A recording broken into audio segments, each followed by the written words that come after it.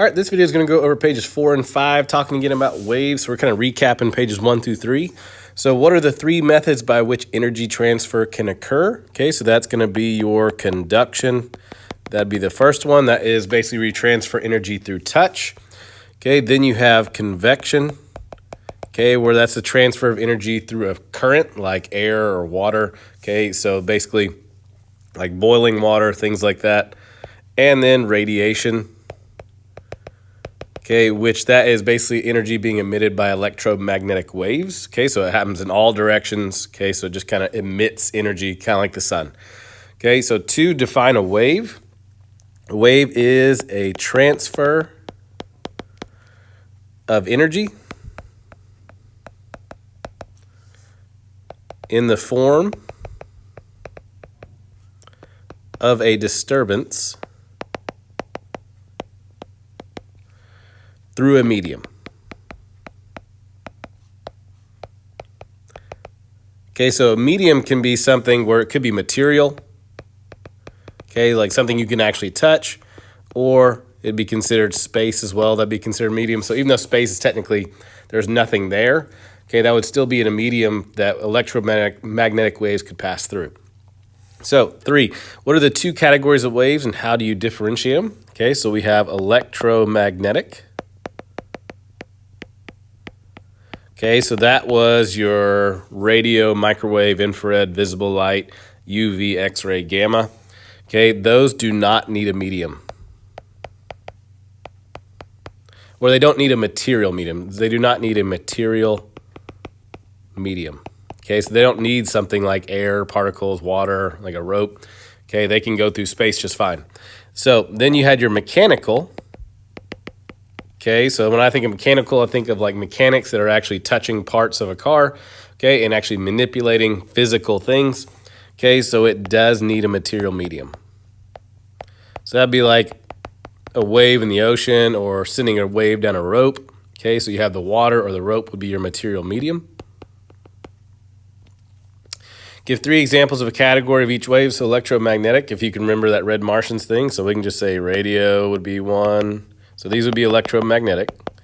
So radio, micro, infrared. You could also say visible light, UV, X-ray, gamma. Any of those would be fine. Okay, and then your mechanical wave, that would be like water, sound, sending a wave down a rope. Okay, so something that actually has a physical material medium.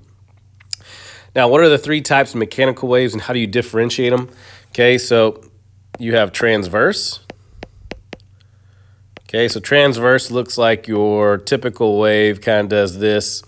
Okay, that is where your displacement of the wave is perpendicular to the direction of the wave.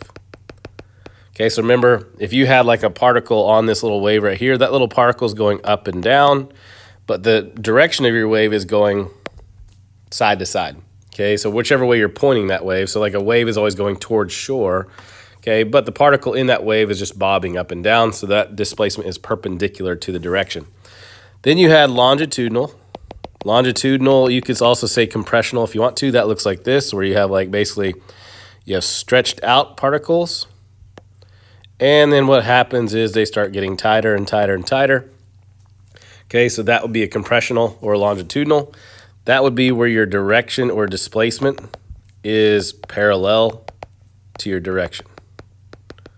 Okay, so that means particles and the direction are going side to side. Okay, and then you had your surface wave. So a surface wave is made up of both transverse and longitudinal. Okay, so on the last video we talked about is like in the ocean you have the top of the wave looks like, the top of the water looks like a transverse wave where it's going up and down to the side. But you also have water that's compressing. Okay, so it's stretching and compressing vertically, so it's both longitudinal and transverse. Now, these is label an example of heat transfer as conduction, convection, or radiation. So number 1, the reason why a wooden spoon stays relatively cool if it's in a hot pot of soup, but a metal spoon sitting in this pot will get too hot to touch.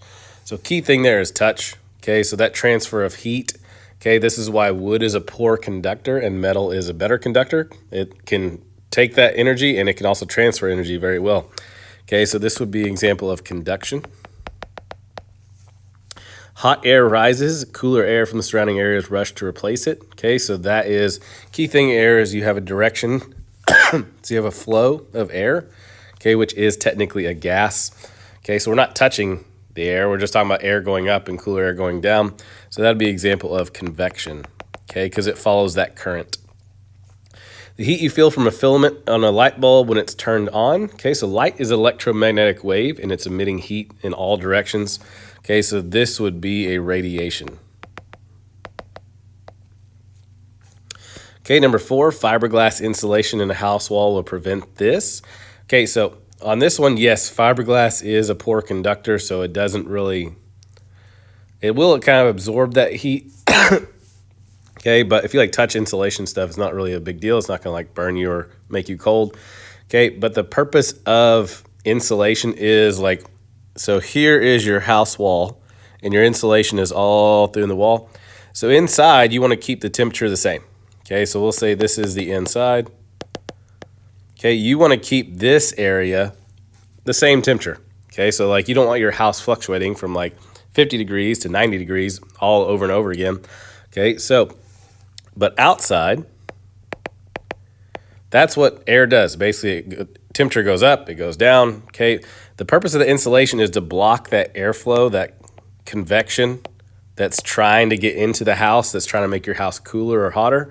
Okay, so insulation is trying to prevent convection. It's trying to block that cold or hot air from getting inside the house and changing the temperature inside the house. Number 5, the heat that you feel when you are across the room from your fireplace is due to this. Okay, so this one, if fire can also be convection, but you got to think about convection has to deal with currents. Okay, so like if you were to put your hand on top of the fire, okay, or the air that's going up the chimney, that would be convection because it's heat going through a current of air.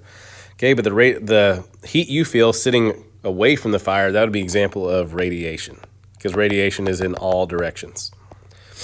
Number 6, the reason why a metal doorknob at 50 degrees Fahrenheit feels colder than a wooden door at 50 degrees Fahrenheit, as talk about, we're touching the doorknob here, so this would be conduction. The driving force behind the formation of storms and tornadoes. Okay, so that is when hot and cold air mix. Okay, so you have convection where air is going in certain currents and it mixes in a certain way that creates storms and tornadoes. The reason why concrete at 60 degrees feels colder than the carpet. Okay, so again, we're touching this, there's no current going on, this would be conduction. 9, the heat you feel from metal on the stove when it glows orange hot. Okay, so if you put your hand above the stove, yes, could that be considered convection? Yeah, but if you're talking about putting your hands all around it and stuff, like off to the side, that'd be an example of radiation. B, the way the water warms up on the stove is before it starts to boil. Okay, so the way the water starts warming up is because the pot is touching the coil. So that is the conduction that starts to get that heat going, is it has to touch the coil, okay, to transfer that energy into the pot. Now, when the hot water at the bottom of the pot begins to rise up to the top while cool water on the side falls down, okay, so you're talking about a current here, you're talking about hot water or liquid going up and cold water coming down, so that's current. Okay, so that would be a convection. And that'll end that one.